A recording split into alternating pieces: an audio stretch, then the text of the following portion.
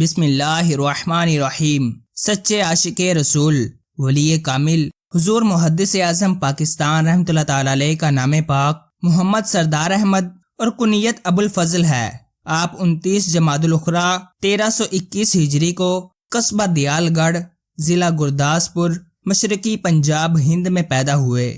آپ رحمۃ اللہ تعالی علیہ بایک وقت بلند پایا مدرس، بے مثال محدث یعنی علم حدیث میں بہت کمال رکھنے والے عالم، خوش بیان مبلغ، عظیم محقق اور دیانتدار مفتی تھے، اور سب سے بڑھ کر یہ کہ آپ رحمۃ اللہ تعالی علیہ بڑے سچے عاشق رسول، متقی، پرہیزگار اور سنتوں کے عامل تھے۔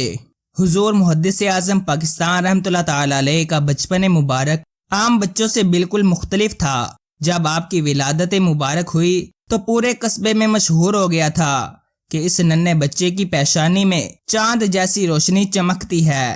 آپ کے ایک ماموں زاد بھائی چودھری ناظر حسین صوفی صفت تھے اور حضور غوث پاک رحمۃ اللہ تعالی علیہ سے بڑی محبت رکھتے تھے۔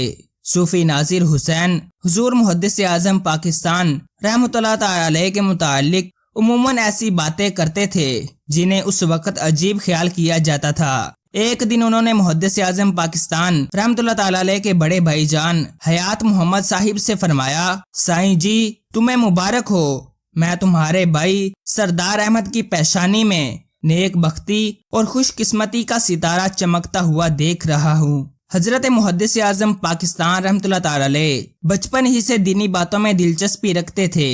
آپ جب چلنے پھرنے کے قابل ہوئے تو والد محترم کے ساتھ مسجد میں نماز پڑھنے چلے جاتے۔ ذکر و اذکار اور نعت خوانی کا ایسا ذوق تھا کہ عموماً چلتے پھرتے نعتیں پڑھتے اور ذکر اللہ کرتے رہتے تھے۔ حضور محدث اعظم پاکستان رحمۃ اللہ تعالی علیہ اسکول جاتے ہوئے ساتھیوں کی شرارتوں سے الگ تھلگ رہتے تھے۔ آپ کے گاؤں سے آم ٹھیلوں میں بھر کر منڈی لے جائے جاتے تھے۔ راستے میں کچھ آم گر جاتے جنہیں طلباء اٹھا کر کھا لیتے، لیکن آپ یہ گرے ہوئے آم نہیں کھاتے تھے۔ اسکول جاتے ہوئے راستے میں ایک برساتی نالا پڑتا تھا جو موسم برسات میں بھر جاتا۔ کم عمر طلباء اس نالے کو پار کرنے کے لیے اپنے کپڑے سمیٹتے تو گھٹنے ننگے ہو جاتے، لیکن حضور محدث اعظم پاکستان رحمۃ اللہ تعالی علیہ کی احتیاط اور کمال حیا داری مرحبا، آپ نالا پار کرنے کے لیے اپنے کپڑے نہ سمیٹتے بلکہ اپنے بڑے بھائی سے عرض کرتے مجھے کندھوں پر بٹھا کر نالا پار کروا دیں، یوں آپ گھٹنے کھولنے سے بچ جاتے تھے۔ سبحان اللہ، کیسا عظیم الشان اور نرالا بچپن ہے۔ حضور محدث اعظم پاکستان رحمۃ اللہ تعالی علیہ ابھی ننھی سی عمر میں ہیں، ابھی آپ پر نمازیں بھی فرض نہیں ہوئی، شریعت کے احکام بھی آپ پر لاگو نہیں ہوئے۔ اس عمر میں بھی آپ اپنے والد صاحب کے ساتھ مسجد میں جا کر نماز ادا کرتے، ذکر اللہ اور نعت مصطفیٰ سے زبان تار رکھتے، دوسروں کی چیزوں پر ناحق قبضہ جمانے سے بچتے، اور سبحان اللہ حیادار ایسے کہ ننھی سی عمر میں بھی گھٹنے کھولنے سے بچا کرتے تھے۔ حضرت محدث اعظم پاکستان رحمۃ اللہ تعالی علیہ نے ابتدائی تعلیم دیال گڑھ ہی میں حاصل کی۔ میٹرک کے بعد مزید تعلیم کے لیے لاہور تشریف لائے اور انٹرمیڈیٹ میں داخلہ لے لیا۔ اسی دوران جامعہ مسجد وزیر خان میں ایک جلسہ ہوا جس میں اعلی حضرت امام احمد رضا خان رحمۃ اللہ تعالی علیہ کے شہزادے حجت الاسلام مولانا حامد رضا خان رحمۃ اللہ تعالی علیہ رونق افروز تھے۔ مشتاقان دید پروانوں کی طرح ارد گرد منڈلا رہے تھے۔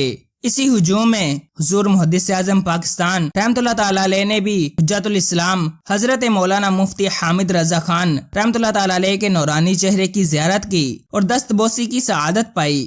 اس ایک ملاقات نے ایسا اثر کیا کہ دل کی دنیا ہی بدل گئی۔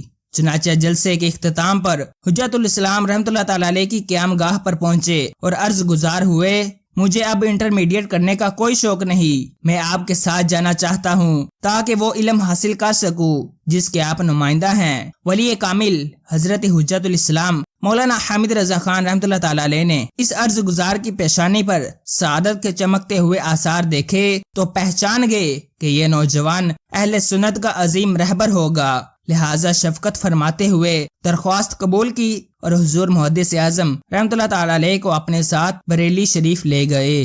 حضور محدث اعظم رحمۃ اللہ تعالی علیہ کا معمول مبارک تھا کہ آپ فجر کا وقت شروع ہونے سے پہلے ہی بیدار ہوتے اور ضروریات سے فارغ ہو کر ذکر و مناجات میں مصروف ہو جاتے، شاہی مسجد میں نماز باجماعت تکبیر اولیٰ کے ساتھ ادا کرتے اور صبح سے دوپہر تک پھر ظہر سے عصر تک پڑھاتے رہتے۔ عصر و مغرب کے درمیان استفتاء یعنی پوچھے گئے فتووں اور خطوط کے جوابات عطا فرماتے، پھر مہمانوں سے ملاقات، آنے والوں کی پذیرائی، بعد عشاء اہم معاملات پر غور، خدام دین خدام رضا کو دینی مشورے، مسجد و مدرسہ کے تعمیری منصوبے، یہاں تک کہ رات پوری طرح چھا جاتی، دن بھر کے تھکے ہارے طلبا مطالعہ کر کے سو جاتے، مگر آپ کے کام ختم ہونے کا نام ہی نہ لیتے۔ مطالعہ کرنے بیٹھتے تو رات گئے تک مطالعہ جاری رہتا۔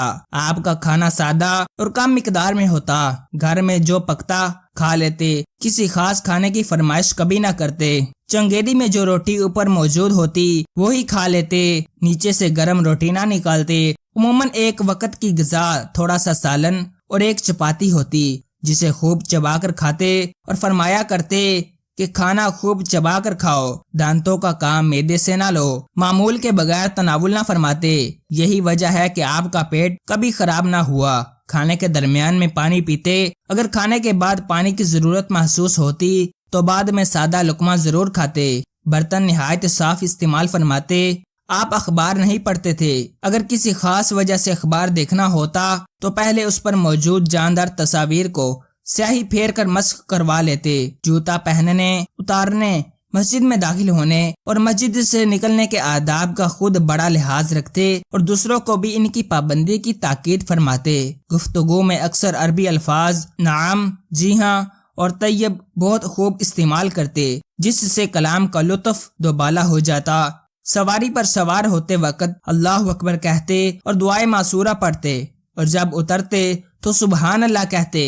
دینی اجتماعات میں شرکت کے لیے دوسرے شہر تشریف لے جاتے تو وہاں مزارات اولیاء پر حاضری دیا کرتے تھے۔ علماء کرام اور طلباء ملاقات کے لیے حاضر ہوتے تو انہیں تحائف عطا فرماتے۔ حضور محدث اعظم پاکستان رحمۃ اللہ تعالی علیہ کی ایک اور بڑی نرالی ادا تھی کہ آپ اپنے پاس گھڑی نہیں رکھتے تھے، اس کے باوجود ہر کام وقت پر ادا کرتے اور فرمایا کرتے تھے زندگی کے کاموں کے لیے اوقات مقرر کر لو، پھر ان پر عمل کرو۔ حضور محدث اعظم پاکستان رحمۃ اللہ تعالی علیہ آخری عمر میں کچھ عرصہ بیمار رہے۔